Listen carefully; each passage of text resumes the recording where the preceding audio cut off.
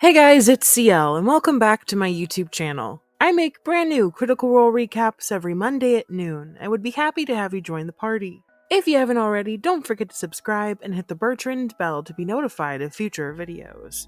This week is different. I wanted to have an open forum or discussion with you guys about what the future of Critical Role and its shows and company might look like in the coming years. I'm honestly making this just to see what you guys are thinking. I love hearing from you all in the comments, and I'm curious at what your theories might be.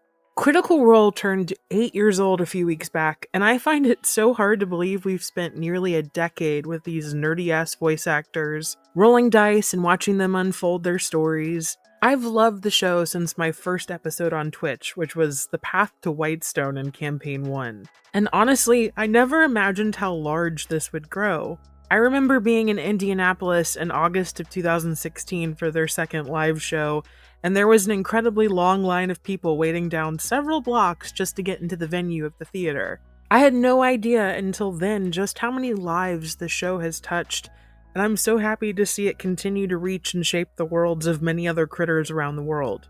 So what does the future of Critical Role look like? Well, I'm guessing bright. I'm going to start with my solid guesses before I get into grasping at straws, but let me know if you guys agree. The animated series was a huge success, and I definitely see Vox Machina finishing their run after maybe 4 or 5 seasons. They're doing such a great job, and I'm really excited to see how the series wraps and how they handle Vecna. Now, I believe The Mighty Nine will be just as successful in their already announced animated show for Amazon, and hope to see the first season come out late next year or in 2025. It is my favorite campaign, so there's going to be some high standards, but I think they can kill it. I do think we'll see a Bell's Hell series in development, but I imagine it will be after the wrap of The Legend of Vox Machina. I think there's a little too much crossover for the average viewer to watch without some spoilers for the other show. I think this has been rumored, not sure if it's officially been confirmed, but I do think they'll bring the world of Exandria to the silver screen. I think a feature film would do incredibly well, especially given the success so far of the Dungeons & Dragons movie currently out in theaters. Which, by the way, there's a cool Critical Role reference that may or may not have been intentional that I hope you guys will go see it for. While I don't see the cast playing their roles in the live-action version of The Legend of Vox Machina, see my mini casting videos to see who I'd want to play them, I do see it becoming a success. I think the world of Critical Role has also played well in written form, and I won't be surprised to see more novel adaptations of untold backstory pieces, as well as maybe some Bell's Hell's prequel comics with their friends at Dark Horse in the coming years. Let me know if you'd like me to recap some of those comics. They're worth the read, and hopefully talking about them more will get them to reach more eyes. This is some gray area. While I don't know if a Critical Role land will ever happen, I can dream. I wouldn't be surprised if some sort of iteration of the Fletchling and Moondrop Traveling Carnival of Curiosities starts up at some point in the distant future as a sort of Ren Fair. We've definitely heard their love of Ren Fairs in the past, but I can maybe see it as an experience for fans all around the world to come to one place and we just get crunk and wear period costumes and dress up as our favorite characters and maybe meet some of the NPCs as like bar hands or maybe some of the shopkeeps. I could also see the circus being used as a potential art exhibit, which they've done out in LA and even had a very art-centric booth one year at Gen Con. I mean, we call Liam Art Dad for a reason. I think art is going to always be an integral part of the Critical Role lore, and I love it when they pull artists from out of the fandom and work with them and create these very special projects like the art books. Another idea was the circus could maybe be a traveling live show. No, not like an actual circus, but maybe they play a few episodes out and about among the states like they usually do at conventions on a tour of sorts. The world is still a little wonky and wavy, but hey, I'm just guessing and it's all in good fun, but I think that could be really cool.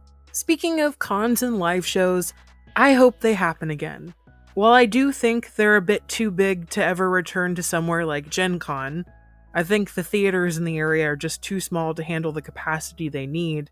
I think we could potentially see them return late this year or next year at larger draws like C2E2 in Chicago, or New York City Comic Con, or San Diego Comic Con.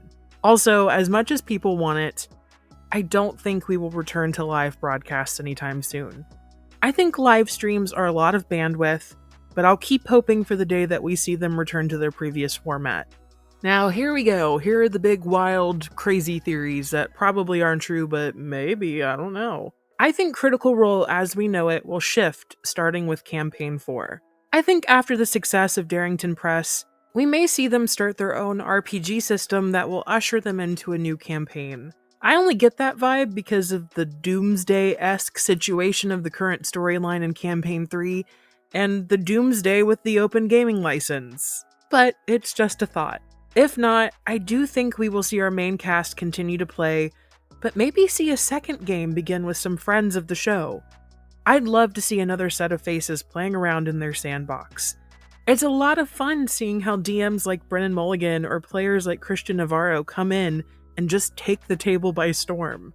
It really is its own form of magic.